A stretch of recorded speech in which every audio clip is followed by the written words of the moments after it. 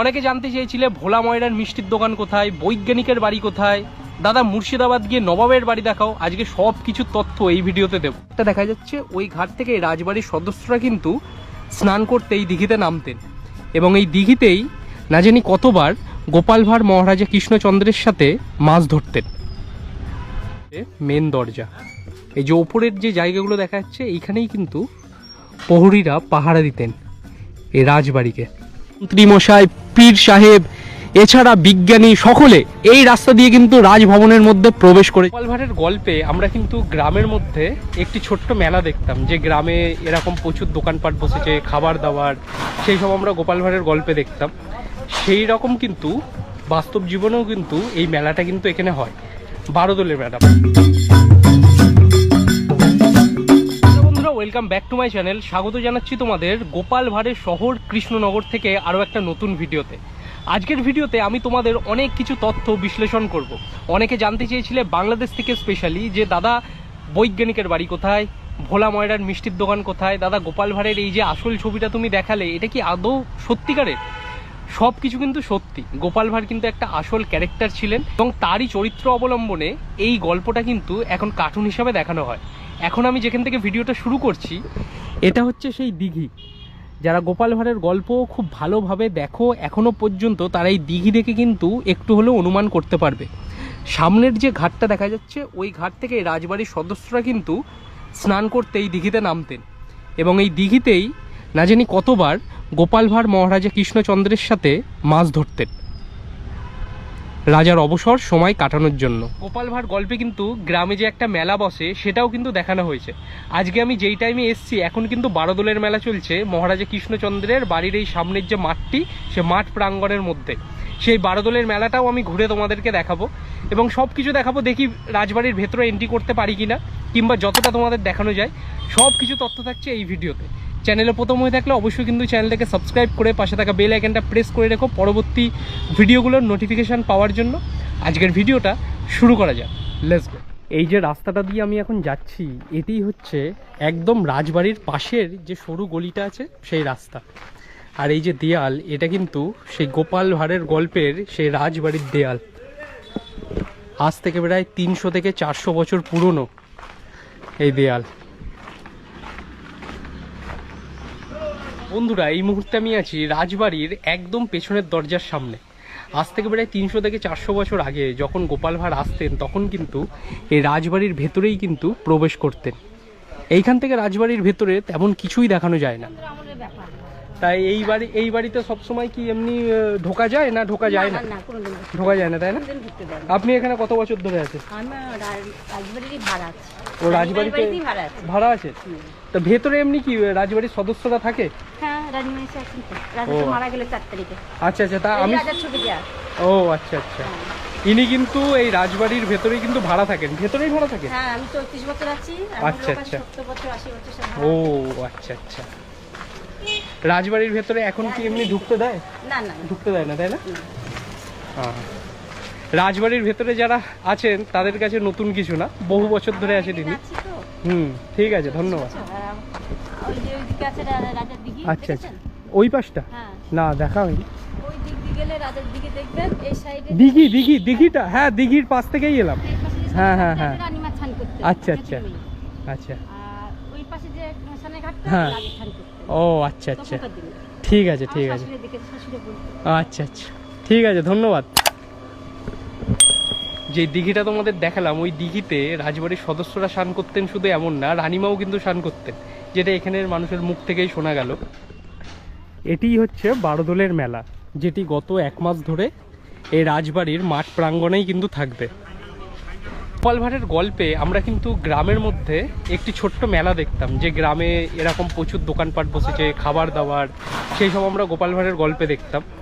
সেই রকম কিন্তু বাস্তব জীবনেও কিন্তু এই মেলাটা কিন্তু এখানে হয়, বারোদলের মেলা। প্রতি বছর কিন্তু এই টাইমে বারোদলের মেলা হয়। গত 1 মাস ধরে কিন্তু এই মেলা থাকে।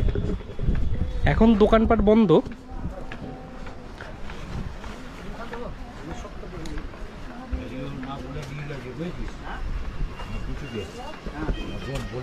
এইদিকেও কিছু দোকানপাট আছে।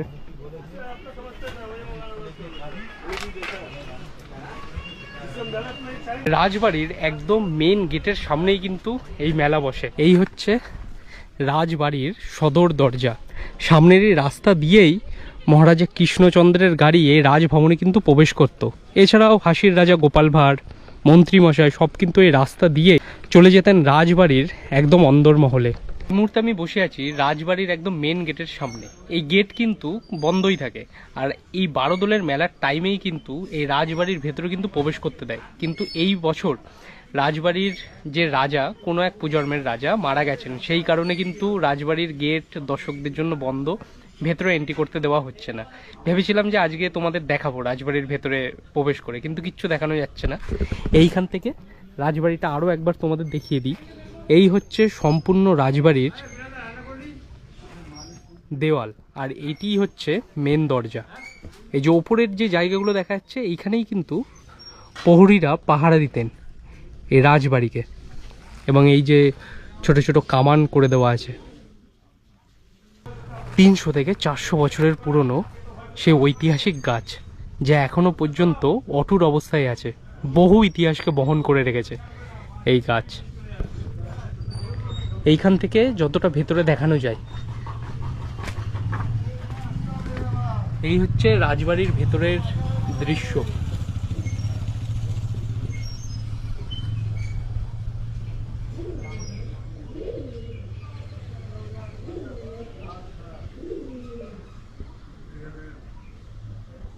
ইন ফিউচারে যদি রাজবাড়ির ভেতরে খোলা পাই তোমাদেরকে আবার দেখাবো। এইখানে ঘর সাজানোর জন্য কি সুন্দর ফুলের দোকান দেওয়া।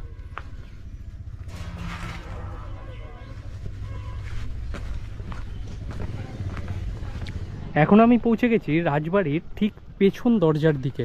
এইখানের যত ঘরগুলো দেখা যাচ্ছে ছোট ছোট, এইগুলো কিন্তু তখনকার দিনে রাজবাড়িতে যেসব প্রজারা কাজ করতেন, যেসব ভৃত্য থাকতেন, তাদের জন্যই কিন্তু এই ছোট ছোট ঘর কিন্তু করে দেওয়া ছিল। এখন বর্তমানে এখানে ভাড়া দিয়ে দেওয়া হয়েছে। এবং এই পাশ দিয়েই কিন্তু চলে যাচ্ছে রাজবাড়ির এই পেছনের যে দিঘি, সেই দিঘির দিকে, যেখান থেকেই আমি ভিডিওটা শুরু করলাম। এই রাস্তাটি হচ্ছে একদম রাজবাড়ির পেছনের দিকে। এই হচ্ছে সেই ঘাট। এই ঘাটেই কিন্তু মহারাজা স্নান করতেন, মানে মহারাজা কৃষ্ণচন্দ্র এই ঘাট দিয়েই কিন্তু নামতেন। এই হচ্ছে সেই দিঘির ঘাট। এই হচ্ছে সেই দিঘির পাড়। 1700 খ্রিস্টাব্দে যে জায়গাটা কিন্তু তৈরি করা হয়েছিল, এখানে কিন্তু রাজবাড়ির সদস্যরা স্নান করতে আসতেন। একটা বহু পুরনো বটগাছ আছে এবং এই দিক থেকে ভেতরে প্রবেশ করতে হয়।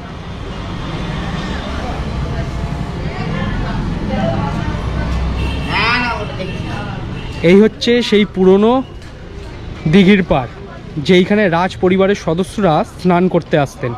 এগুলো কিন্তু সেই 1700 খ্রিস্টাব্দের ইট, এখনো পর্যন্ত কিন্তু ঠিকঠাকভাবে রয়েছে। কিন্তু যেহেতু বহু বছরের পুরনো, এই জায়গাটা কিন্তু প্রায় ধ্বংসের মুখে। ওপরের দিক ছাদটা পুরোপুরি ভেঙে গেছে, কিছু কিছু জায়গা কিন্তু এখনও আছে। এইখানে এলে তোমরা একদম রাজ বাড়ির পেছনের দিকটাই কিন্তু এই জায়গাটা পড়ে, তোমরা ভিজিট করতে পারবে এই জায়গায় এসে। নজরে দেখতো সেই ফটোটা আসল ফটো নয়, তার কারণ একটা কিম্ভূতকালকে রাজা মহারাজা সে ওই জায়গাটায় নিয়ে যেতে পারে না। আচ্ছা, একটা চেহারার দর্শন তো দরকার। এইটা গোপাল ভাঁড়ের আসল ছবি, তাই তো? একটু দেখি একটু। তো বন্ধুরা, এই হচ্ছে গোপাল ভাঁড়ের আসল ছবি। গোপাল ভাঁড় আমরা যে কার্টুনে দেখি, সেটা কিন্তু পুরোপুরি আসল তার আকৃতি ছিল না শরীরের। এইটা হচ্ছে আসল ছবি গোপাল ভাঁড়ের। যারা বাংলাদেশ থেকে দেখছো আমার ভিডিওটা, অনেকে জানতে চেয়েছিলে গোপাল ভাঁড়ের আসল ছবি কিংবা গোপাল ভাঁড়ের বিষয়ে। এই হচ্ছে গোপাল ভাঁড়ের আসল ছবি। সুতাই নয়, পুঠিয়া রাজবাড়িতে, আচ্ছা, এবং আমাদের সুঠিয়া রাজবাড়িতে, আচ্ছা, ওর অরিজিনাল ফটো থেকে আমরা নিয়ে এসেছি। এই ফটোটা ওরা নতুন করে ফেলেছে। আচ্ছা, বাড়ির সামনে একটা পুকুর আছে। পুকুর এখনো আছে? ওই পুকুরটা আছে বাঁধানো। আচ্ছা, এখন ওরা অস্বীকার করে, বলে ওই নদীর ওপরে ছিল। আচ্ছা আচ্ছা, এই নদীর ধারে। তার মানে গোপাল ভাঁড় এই সব এলাকাতেই মানে ঘুরে বেড়াতেন একটা সময়। একটা সময়। আপনার তো জন্ম এখানে? আমার জন্ম এখানে, তবে আমি দেখিনি চোখে। আচ্ছা, ওটা 300 বছর আগে, 300 বছর পেরিয়ে গেছে। 300 বছর। রাজবাড়ির সামনে যে গাছটা আছে না, হ্যাঁ, ওই গাছটাও আমরা দেখলাম। ওইটাও তো প্রায় বহু বছরের পুরনো। ওটা ওরকম, ওটা পিঠতলা। পিঠতলা, পীর সাহেব ছিল ওটা। আচ্ছা আচ্ছা, সে ফকির, ভালো ইয়ে। তা জেঠুর এইখানে এরা মাটির সব জিনিস পুতুল ফুতুল, হ্যাঁ বিখ্যাত সব সুন্দর সুন্দর ডেকোরেশন এইখান থেকে। আমার গোপাল ভাঁড়ের এর আগে যে কটা ভিডিও বানিয়েছি তুমি কমেন্ট করেছো যে দাদা ভোলা ময়রার মিষ্টির দোকান দেখাও। এবার একটা তোমাদের কথা বলি, আজ থেকে প্রায় 300 বছর আগের ঘটনা। ভোলা ময়রার যে মিষ্টির দোকান আমাদের গোপাল ভাঁড় যে গল্পের মধ্যে দেখানো হয়েছে তার কিন্তু অস্তিত্ব বর্তমানে কিচ্ছু খুঁজে পাওয়া যায়নি। আমি এর আগে যে 2-3 বার আমি এইখানে ভিজিট করেছি, আমি বহু জনের কাছে জিজ্ঞেস করেছি যে ভোলা ময়রার মিষ্টির দোকান আছে কি না, কেউ কিন্তু বলতে পারেনি। আর যে মন্ত্রীর বাড়ি সেটা কিন্তু মালিপাড়ায় আমি শুনেছিলাম, কিন্তু তার কোনো অস্তিত্ব নেই। গোপাল ভাঁড়ের বাড়ি যে বর্তমানে নেই সেটাও কিন্তু ঠিক। আমি কিন্তু ওই ভিডিওতে দেখানোর চেষ্টা করেছিলাম যে গোপাল ভাঁড়ের বাড়ি হচ্ছে সেই ঘূর্ণিতে, যেইখানে গোপাল ভাঁড়ের স্ট্যাচু করা আছে। আর যে পাড়াটা আমি দেখিয়েছিলাম, আমি কিন্তু একবারও বলিনি এটাই গোপাল ভাঁড়ের সম্পূর্ণ নিজের বাড়ি, এবং বর্তমানে সেটি গোপাল ভাঁড়ের বাড়ি। ওইখানে কথিত আছে এবং এখানকার মানুষের থেকেই জেনেছি যে ওইখানে গোপাল ভাঁড়ের বাড়ি ছিল এবং ওইটি ছিল মাসির বাড়ি। কিন্তু গোপাল ভাঁড়ের যে নিজের বাড়ি ছিল সেটা হচ্ছে জলঙ্গি নদী যেইখান থেকে বইছে, সেখানে নাকি গোপাল ভাঁড়ের নিজের বাড়ি ছিল। আর যে গোপাল ভাঁড়ের যে আসল ছবি আমি যেই ভিডিওটাই দেখিয়েছি, তোমরা হয়তো ওই ভিডিওটা সম্পূর্ণ দেখোনি, আমি ডেসক্রিপশন বক্সে লিঙ্ক দিয়ে দেবো। ওই ভিডিওতে কিন্তু সম্পূর্ণ আছে যিনি এই গোপাল ভাঁড়কে নিয়ে রিসার্চ করছেন এই বর্তমান সময় পর্যন্ত। গোপাল ভাঁড়ের বাবা মার আসল বাড়ি ছিল কিন্তু শান্তিপুর, যেটা নদিয়া জেলায় অবস্থিত, কৃষ্ণনগরের ঠিক আগে এই শান্তিপুর অবস্থিত। ওইখানে কিন্তু তাদের আসল বাড়ি ছিল। সেখান থেকেই ব্রাহ্ম সমাজ গোপাল ভাঁড়ের বাবা মাকে কিন্তু তাড়িয়ে দিয়েছিলেন বলেই তারা কিন্তু এই কৃষ্ণনগরে এসে ঠাঁই নিয়েছিলেন। রাজা মহারাজা কৃষ্ণচন্দ্র তাদের থাকতে দিয়েছিলেন এবং পরবর্তী সময়ে গোপাল ভাঁড় একটা মুখ্য চরিত্র হয়ে গেছিল মহারাজা কৃষ্ণচন্দ্রের এই গল্পের। তাই সব কিছু কিন্তু তথ্য আমি প্রত্যেকটা ভিডিওতে দিয়েছি।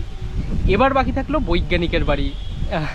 বৈজ্ঞানিকের বাড়ি, ওদের কোনো বাড়ির আমি সন্ধান পাইনি, আর আশা করছি তোমরাও পাবে না। এই যে দিঘি, এই দিঘির ব্যাপারেও কিন্তু এই কৃষ্ণনগরের অনেক বাসিন্দা আছে, তারা কিন্তু জানেন না। যারা চর্চা করেছেন, যারা গোপাল ভাঁড়কে ভালোবাসেন, তারাই কিন্তু বলতে পারবেন আসল কথাটা। কৃষ্ণনগর থেকে অনেকে আমার ভিডিও দেখেছেন, অনেকে ভালো বলেছেন, আবার অনেকে বলেছেন ফেক নিউজ। আমি বলছি যে আমি গোপাল ভাঁড়কে নিয়ে প্রায় 2 বছর ধরে অনেক কিছু পর্যবেক্ষণ করেছি, গোপাল ভাঁড়ের বাড়ি কোথায়, অনেক কিছু জানার চেষ্টা করেছি বলে আমি কিছুটা জানতে পেরেছি। গোপাল ভাঁড় কিন্তু সত্যিকারের একটা আসল চরিত্র ছিল। আর গোপাল ভাঁড়ের যে ছবিটা আমি দেখিয়েছি না, সেই ছবিটা না বহুদিন আগেকার একটা ছোট্ট ফ্রেমের মধ্যে সেই ছবি, সেই কারণে ভালোভাবে দেখাতে পারি। সেই কাউন্সিলরের বাড়ি কিন্তু এখনও তার ওই ছবিটি আছে। ইন ফিউচার যদি আমি সেখানে যাই, আবার আমি ভালো করে ওই ছবিটা দেওয়ার চেষ্টা করব এবং একটা ফটো তুলে আমি ফেসবুক কিংবা ইনস্টাগ্রামে আপলোড করব। বাই দ্য ওয়ে, যারা আমাকে ফেসবুক এবং ইনস্টাগ্রামে ফলো করোনি, তারা কিন্তু ডেসক্রিপশন বক্সে আমি প্রত্যেকটা ভিডিওর লিঙ্ক দিয়ে দিই, ওইখান থেকে আমাকে ফলো করতে পারো। এছাড়া কোনো কিছু যদি ব্র্যান্ড প্রমোশন করতে চাও, আমার সাথে কন্ট্যাক্টও করতে পারো। তা এই হচ্ছে গোপাল ভাঁড়ের বিষয়। আজকে এইটুখানিই থাক, আবার হয়তো কখনো ফিরে আসবো এই গোপাল ভাঁড়ের শহর